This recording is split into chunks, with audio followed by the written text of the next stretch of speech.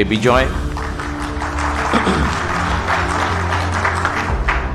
বিজয় বাংলাদেশের, এ বিজয় গণতন্ত্রের, এই বিজয় গণতন্ত্রকামী জনগণের। আজ থেকে আমরা সবাই স্বাধীন। ত্রয়োদশ জাতীয় সংসদ নির্বাচনে বিএনপি নেতৃত্বাধীন জোটের বিপুল বিজয়ের পর প্রথমবার সংবাদ সম্মেলনে এলেন দলের চেয়ারম্যান তারেক রহমান।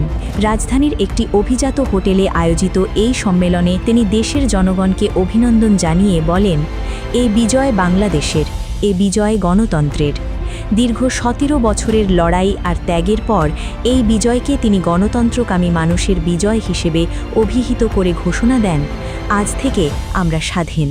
সংবাদ সম্মেলনে তারেক রহমান দেশের বর্তমান পরিস্থিতির কথা তুলে ধরে বলেন, আমরা এমন এক সময়ে যাত্রা শুরু করছি যখন ফ্যাসিবাদ আমাদের জন্য এক ভঙ্গুর অর্থনীতি, অকার্যকর সাংবিধানিক প্রতিষ্ঠান এবং দুর্বল আইন শৃঙ্খলা পরিস্থিতি রেখে গেছে। তিনি আরও বলেন, আমাদের পথ ও মত ভিন্ন থাকতে পারে, কিন্তু দেশের স্বার্থে আমরা সবাই এক। বিভাজন নয়, জাতীয় ঐক্যই আমাদের প্রধান শক্তি। ফ্যাসিবাদের রেখে যাওয়া ভঙ্গুর অর্থনীতি, অকার্যকর করে দেওয়া সাংবিধানিক এবং বিধিবদ্ধ প্রতিষ্ঠান এবং দুর্বল আইন শৃঙ্খলা পরিস্থিতি, এমন একটি পরিস্থিতির মধ্যে দিয়ে আমরা যাত্রা শুরু করতে যাচ্ছি। নির্বাচনে অংশগ্রহণকারী জামায়াতে ইসলামী, এনসিপি, গণ অধিকার পরিষদ সহ 51টি রাজনৈতিক দলকে তিনি আন্তরিক ধন্যবাদ জানান।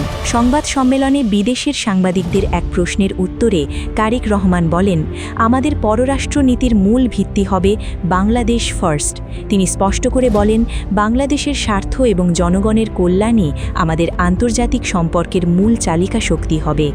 উল্লেখ্য, ইতিমধ্যেই ভারতের প্রধানমন্ত্রী নরেন্দ্র মোদী ও মার্কিন পররাষ্ট্রমন্ত্রী সহ অনেক বিশ্ব নেতা তাকে অভিনন্দন জানিয়েছেন এবং তার নেতৃত্বে বাংলাদেশের সাথে কাজ করার আগ্রহ প্রকাশ করেছেন।